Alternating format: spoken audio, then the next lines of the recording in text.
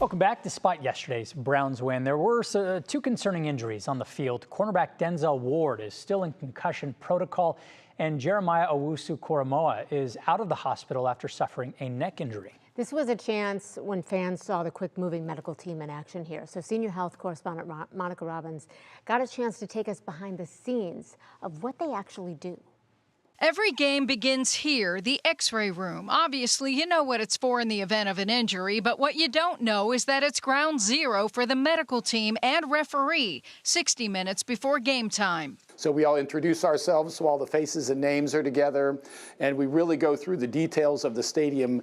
Where is our airway doctor? Where are the EMS assets? How do you get off the field? What are our hand signals for the different types of trauma or injury that can occur? Up here, the spotters, watching mainly for head injuries with more than 24 camera angles. If they see one, they can relay that to docs on the sidelines, who can also use these sideline cameras to check for injuries frame by frame. If they see one, the blue tent goes up. So there are a couple of different types of doctors who will have a red hat on. One are our unaffiliated neurotrauma consultants. There's one on each sideline, and they are there to help oversee all concussion evaluations. So if you see a player going into the blue tent and someone with a red hat with them, that is a concussion evaluation. There's a reason the tent is blue and only medical personnel are allowed inside. Despite the noise and action outside, the color is calming. It cuts the distraction so the player and medical team can actually focus on what's wrong.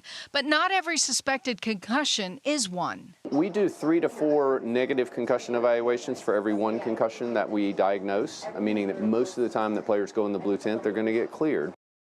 Obviously, Denzel Ward did not, but there are 30 members of the medical team at every NFL game, including the Super Bowl, and they consist of orthopedic surgeons, neurologists, emergency and physical trainers, and a multitude of others. The biggest misconception is that coaches have some say in medical care. They do not, and nearly 50% of concussions are now being self-reported by players. That has come quite a long way of the days of toughing it out just to stay in the game.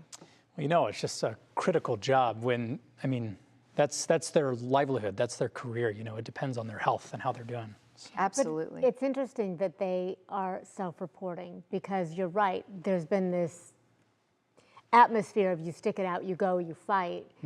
Is that indicative of how seriously everyone in sports is taking this, or are we talking football specific? I think it's football specific because, you know, that's kind of where it came from. And there's spotters up in the field, you know, up in the high point. And I asked, you know, they're watching with 24 different cameras, and during the Super Bowl, it's probably twice that.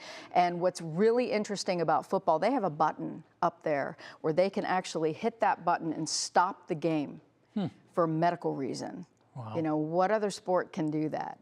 And I find that really interesting. But yes, it's mainly for head injuries. Yeah. And that's what the focus really is on. And that has come so far in just the NFL alone. That's fascinating. Yeah, Mom, really thank you. interesting. Appreciate it.